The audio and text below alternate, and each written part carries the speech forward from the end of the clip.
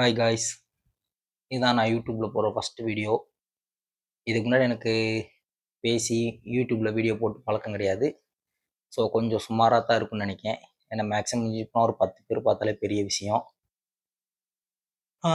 நம்ம ஏன் வீடியோ போடலான்னு முடிவு எடுத்தோம்னா, ரீசெண்டாக கொஞ்ச நாளைக்கு முன்னாடி நான் என் நண்பர் ஒருத்தர்கிட்ட பேசிகிட்டு இருந்தேன்.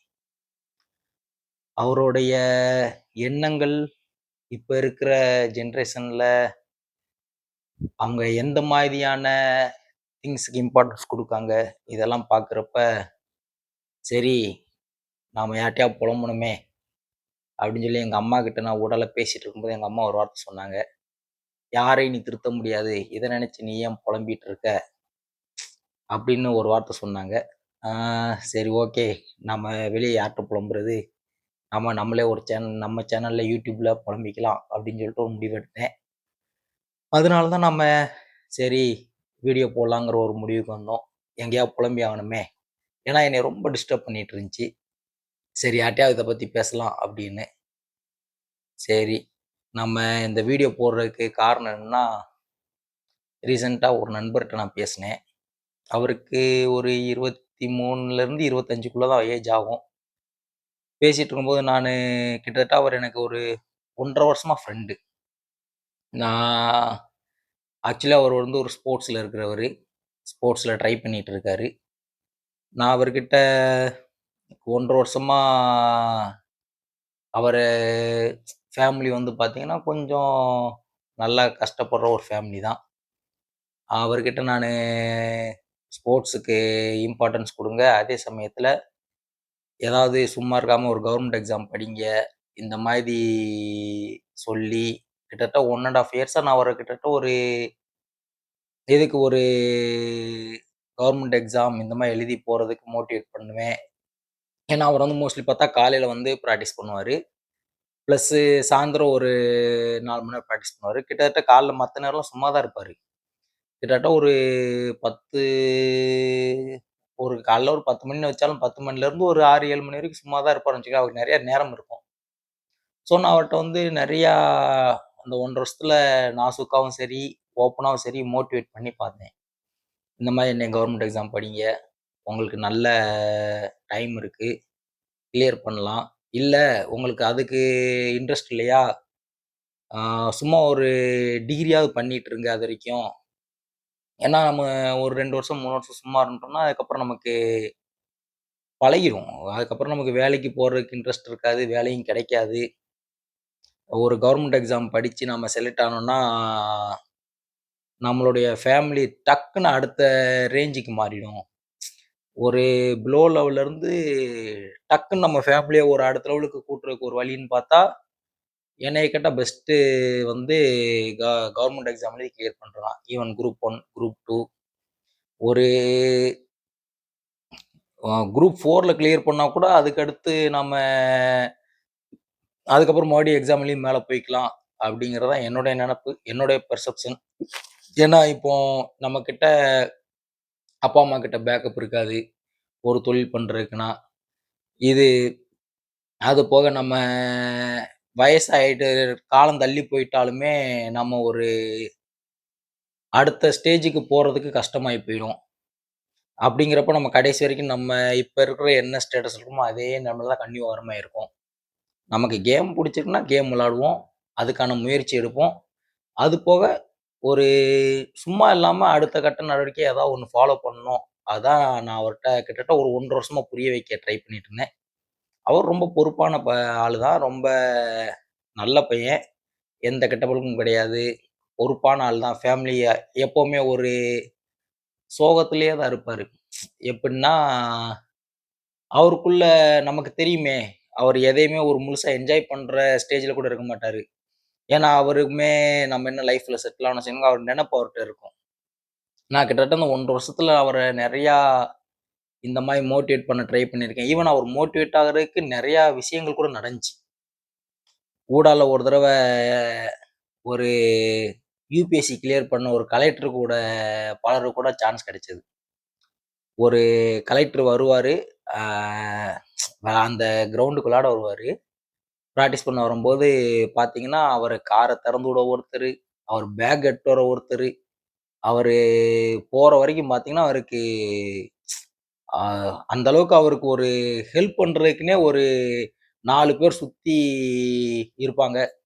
அதையெல்லாம் பார்த்து அப்ப கூட நான் சொன்னேன். இந்த மாரி கவர்மெண்ட் எக்ஸாம் கிளியர் பண்ணீங்கன்னா, நீங்க ஒரு குரூப் 1 ஸ்டேஜ்க்கோ ஏதோ ஒரு வேலைக்கு போனீங்கன்னா, இந்த மாரி தானே உங்களுக்கு மரியாதை கிடைக்கும். உடனே அடுத்த லெவலுக்கு போயிடலாம். படிங்க. ஒரு எப்படி நீங்க இப்ப ஸ்போர்ட்ஸ் விளையாண்டுட்டு இருக்காரு. நீங்க செலக்ட் ஆகுறதுக்கு செய்றதுக்கு எப்படியும் ஒரு 2 வருஷம், 3 வருஷம் ஆகும். அந்த கேப்ல நீங்க படிச்சு ஒரு கவர்மெண்ட் வேலைக்கு போனா கூட, நீங்க ஸ்போர்ட்ஸும் பார்த்துக்கலாம், வேலையும் பார்த்துக்கலாம். அப்படி இல்லையா, ஒருவேள ஸ்போர்ட்ஸ் கைவிட்டாலும், கவர்மெண்ட் எக்ஸாம்ல ஏதாவது கிளியர் பண்ணி வேலை வாங்குனீங்கன்னா, உங்களுக்கு நல்ல எதிர்காலம் இருக்கும்னே அப்படிலாம் சொல்லி பார்த்துருக்கேன். மோட்டிவேட் பண்ணியிருக்கேன். ஈவன் என் கூட படிச்ச என் ஃப்ரெண்டே ஒரு தடவ வந்தப்ப, அவன் அவன் ஒர்க் பண்ற என்வைரன்மென்ட், அவன் ட்ரெஸ்ஸிங் சென்ஸு, அவன் கிளையன்ட்ட பேசுறது, இதெல்லாம் பார்த்து அத பார்த்து கூட அவர் மோட்டிவேட் ஆயிருக்கலாம். அவர் வந்து ஒரு ஃப்ரெண்ட் வந்து ஒரு பேங்க்ல வேலை பார்க்குறான். அத பார்த்து கூட கிட்டத்தட்ட மந்த்லி 1,00,000 சம்பாரிக்கிறான். அத பார்த்து கூட அத அப்ப கூட சொன்னேன். பேங்க் எக்ஸாம் கூட ட்ரை பண்ணுங்க. இல்ல எதுவுமே வேண்டாம்னா ஒரு டிகிரி போடுங்க, செய்யுங்கன்னு சொல்லியிருக்கேன். கிட்டத்தட்ட 1 1/2 வருஷமா நான் அவர ட்ரை பண்ணி மோட்டிவேட் எதையுமே ஒரு இன்ட்ரெஸ்ட் எடுத்து பண்ணதில்ல. ஆனா இப்போ ஒரு 5, 6 நாளைக்கு முன்னாடி ரொம்ப அ மோட்டிவேட் ஆகி பேசினாரு. அப்படியே என்ன சொல்ல, ஒரு அப்படி ஒரு ஒரு என்ன சொல்ல, இந்த மாதிரி நாமளும் ஆகணுங்கிற மாரி அவர் கண்ல அவர் பேச்சுல இருந்த ஒரு வேகம், அந்த இத வந்து நான் பார்த்ததில்ல இதுக்கு முன்னாடி. ஆனா, அவர் எந்த விஷயத்துல சொன்னாருங்கிறது தான் எனக்கு ஒரு மாரி பக்குன்னு அடிச்சது. ஏன் இந்த அளவுக்கு நம்ம பசங்க மாறிட்டாங்க அப்படின்னு புரியல. சரி அதான் முடிவு பண்ணேன். சரி, இத நம்ம வாழ்க்கையில ஒவ்வொரு நாளும் பார்க்குற விஷயங்கள, இந்த மாரி ஒரு இது மட்டும் இல்ல. ரீசென்ட்டா நான் நெறையா பேர்ட்ட இந்த சேஞ்சஸ் பார்க்குறேன். நான் ஜிம்முக்கு போவேன். அங்க ஒரு பையன் இப்ப தான் காலேஜ் படிச்சுட்டு இருக்கான். எம்சிஏ படிச்சுட்டு இருக்கான். நான் அவன்கிட்ட சொல்றேன், இந்த மாதிரி எம்சிஏ படிக்கிற நல்ல கோர்ஸு. நீ அரியர் இல்லாம மட்டும் முடி. உனக்கு எப்படியாவது சாஃப்ட்வேர்ல ஏதாவது கம்பெனில வேலை வாங்கிடலாம். ஏதாவது ஆள புடிச்சு கூட வாங்கிடலாம் அப்படின்னு சொன்னா, படிச்சா மட்டும் வேலை கிடைச்சிருமாண்ணே? இந்த மைண்ட் செட் எங்கேருந்து வருதுன்னே புரிய மாட்டேங்குது. படிச்சா வேலை கிடைச்சிருமா? எனக்கு எம்சிஎல் சாஃப்ட்வேர் பத்தி எதுவுமே தெரியாதுங்கண்ணா. அது பிரச்சனை இல்லடா. நீ டிகிரிய மட்டும் முடி. ஒரு கோர்ஸ் பண்ணி, அதுக்கப்புறம் வேலைக்கு போயிடலான்னா, இல்ல. அந்த மைண்ட் செட் அவனுக்கு இல்ல. அவன் மறுபடியும் கேட்கறது, படிச்சா வேலை கிடைக்குமா? இந்த நெனப்பு வந்து பார்த்தீங்கன்னா, நம்ம பசங்களுக்கு மட்டும் தான் வருது. ஒரு உயர் ஜாதி பையனுக்கோ, இல்ல ஒரு ஆ ஒரு அப்பர் மிடில் கிளாஸ் ரேஞ்சுல இருக்கவங்களுக்கோ, அந்த பசங்களுக்கு யாருக்குமே இந்த நெனப்பே வரமாட்டேங்குது. அது என்ன கஷ்டப்படுறவனுக்கு மட்டும் படிச்சா வேலை இல்ல. படிக்கிறது வேஸ்ட்டுங்கிற மாரி மைண்ட் செட்ல ஏன் ஏறுதுன்னு எனக்கு புரியல. ஆனா அவங்க வாழ்க்கையில முன்னேத்துறதுக்கு ஒரு வழின்னு பார்த்தா படிப்பு மட்டும் தான். படிச்சு ஒரு கவர்மெண்ட் வேலைக்கு போறதோ, இல்ல பிரைவேட்ல போனா கூட ஒரு நல்ல வேலைக்கு போறதோ, படிச்சு டிகிரி வாங்கி முடிச்சா தான் போ முடியுங்கிறது நெனப்பு இல்ல அவங்களுக்கு. ஈவன் இப்ப என் நண்பர் ஸ்போர்ட்ஸ்ல இருக்கிறவர எடுத்துக்கோங்களேன். அவரு இன்னும் ஒரு 3, 4 வருஷம் விளையாண்டாலும், அவர் செலக்ட் ஆகி, அவரு லைஃப் செட்டில் ஆகுமாங்கிறது ஒரு இது கிடையாது. உத்தரவாதம் கிடையாது. ஆனா, அவரு கவர்மெண்ட் எக்ஸாம்க்கு அதே ட்ரை பண்ணிட்டு இருக்க 3 வருஷம் சும்மா இருக்க நேரத்துல ஒரு எக்ஸாம் படிங்க, கிளியர் பண்ணலான்னு சொன்னா, அது வந்து கஷ்டங்கிறாரு. ஆனா, நான் உத்தரவாதமா சொல்றேன். ஒரு 3 வருஷம் ஒரு கவர்மெண்ட் எக்ஸாம்க்கு படிச்சு பிரிப்பேர் பண்ணோம்னா, கம்பல்சரியா குரூப் 1, குரூப் 2, குரூப் 4 ஏதோ ஒரு வேலை கன்ஃபார்மா வாங்கிடலாம். 3 வருஷத்துல.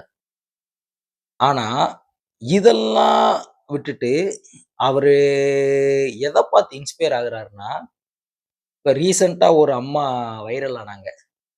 இது ஃபுட்பால் பிளேயர் பேர்லாம் தப்பு தப்பா சொல்லி. லட்சுமி அம்மாள், மெஸ்ஸி, ரொனால்டோ இவங்க பேர்லாம் தப்பு தப்பா சொல்லி, எம்பாப்பே பேர்லாம் தப்பு தப்பா சொல்லி ஃபேமஸ் ஆனாங்க. அவ்வளோ ஆர்வமா சொல்றாரு. இந்த மாதிரி அந்த அம்மா ஒரே நாள்ல ஃபேமஸ் ஆயிட்டாங்க. மினிஸ்டர்லாம் ஃபோன் போட்டு பேசுறாங்க. இல்ல எனக்கு புரியல. அந்த அம்மா ஒரே நாள்ல ஃபேமஸ் ஆயிட்டாங்க சரி. மினிஸ்டர் ஃபோன் போட்டு பேசுனாங்க சரி. இப்ப அந்த அம்மா வந்து இந்த வீடியோ வைரல் ஆயிடுச்சு செஞ்சுச்சு. 10 நாள் அந்த அம்மாவ எல்லாருக்கும் மூஞ்சி தெரியும். இதே அடுத்த வருஷம் போய் அந்த அம்மாவ பார்த்தா, இதே நிலைமையில தான் இருப்பாங்க. இதே மாரி ஒரு கடையில ட்ரெஸ் வித்துட்டு இருப்பாங்க. ஆனா, இத பார்த்து இன்ஸ்பயர் ஆகுறாரு. இந்த மாதிரி ஆகணும்னு நெனைக்கிறாரு அவரு. நம்ம தமிழ்நாட்டுல Instagram யூசர்ஸ் மட்டும் 2,00,00,000 பேர் இருக்காங்க. 2,00,00,000 பேர்ல எத்தன பேரு இந்த மாரி மூஞ்சி வெளில தெரியுது சொல்லுங்க? இந்த மாரி இன்ஸ்டன்ட்டா டக்குன்னு ஃபேமஸ் ஆகுற மாரி. சரி ஃபேமஸ் ஆனாங்கன்னா, அதுக்கப்புறம் அவங்க லைஃப் எப்படி இருக்குன்னு பார்த்தீங்க? ஆனா, இத பார்த்து அவர் இன்ஸ்பயர் ஆகுறாரு. அதே மாரி ஒரு பையன் iPhone வாங்கிட்டான்னு சொல்லி, நெனச்சத சாதிச்சுட்டானே! சாதிச்சுட்டானே! அப்டிங்கிறாரு. நான் அவர்கிட்ட கேட்டேன். அந்த பையன் என்ன வேல பார்க்குறான்? அந்த பையன் வேல வெட்டிக்கு போகல. சரி எப்படி ஃபோன் வாங்குனான்? அவங்க அண்ணன் சம்பாரிக்கிறாரு.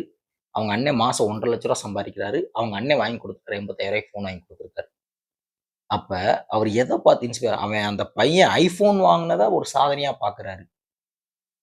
அந்த ஒரு அம்மா வந்து தப்பு தப்பா இங்கிலீஷ் பேசி வைரல் ஆனத சாதனையா பார்க்குறாரு. இந்த மைண்ட் செட்டு நம்ம ஊர் பசங்களுக்கு எப்படி வந்துச்சு? எதுனால வந்துச்சு? இல்ல எனக்கு புரியல. ஏன்னா, நம்மள் வாழ்க்கைக்கு இது ஏதாவது உதவ போகுதா? கிடையாது. இன்னைக்கு தேதிக்கு இவரு விளையாடுற ஸ்போர்ட்ஸ்ல கஷ்டப்பட்டு விளையாண்டு முன்னேறி மேல போயி, சாதிச்சு அது மூலமா ஒரு மொபைல் வாங்கி ரூ. 1,00,000க்கு ஐஃபோன் வாங்குறேன்னு சொன்னாருன்னா, அது பெருமை. அது ஒரு இன்ஸ்பிரேஷன். இவரு கஷ்டப்பட்டு கவர்மெண்ட் எக்ஸாம் படிச்சு, செஞ்சு, பாஸ் பண்ணி, இவர் ஒரு கலெக்டர் ஆகுறாரு. இவர அந்த கலெக்டர் ஆன காசுல இவருக்கு ஒரு மொபைல் வாங்கிக்கிறாருன்னா, அது ஒரு சாதனை. ஆனா, அந்த மோட்டிவேஷன் இவருக்கு இல்லவே இல்ல. அந்த ஒரே நாள்ல திடீர்னு ஒரு அம்மா வைரல் ஆயிட்டாங்க. அத பார்த்து இவரு வந்து அவ்ளோ பெருமையா பேசுறாரு. எனக்கு என்ன சொல்லன்னே புரியல. அந்த அம்மா என்ன பண்ணிட்டாங்க? ஏன்னா, இவராவது இ என்ன சொல்ல? அந்த அம்மா இன்னைக்கே வைரல் ஆயிட்டாங்க. நாளைக்கு போய் இப்ப இன்னைக்கு அந்த அம்மா வைரல் ஆன உடனே இன்னைக்கு அந்த அம்மா கோடீஸ்வரி ஆயிட்டாங்களா? இல்ல அந்த அம்மா அ என்ன சொல்ல? அடுத்த கட்டத்துக்கு போய்ட்டாங்களா அவங்க வாழ்க்கையில? இல்லையே! இப்போ போய் பார்த்தா, அந்த வைரல் கன்டென்ட்க்காண்டி அந்த அம்மா கூட 4 பேர் வீடியோ எடுத்து போடுவாங்க. அந்த Instagram அல்காரிதம் எத்தன நாளைக்கு புஷ் பண்ணுதோ, அத்தன நாளைக்கு அந்த அம்மா இருப்பாங்க. இந்த ஃபுட்பால் சீசன் முடிய போது. இந்த வாரத்தோட முடிய போது. அதுக்கப்புறம் இந்த ஃபுட்பால் கன்டென்ட் எல்லாம் முடிஞ்சிரும். அதுக்கப்புறம் அந்த அம்மா எங்க இருப்பாங்க? அதே கடையில அதே மாரி துணி வித்துட்டு இருப்பாங்க. இவர் எங்க இருப்பாரு?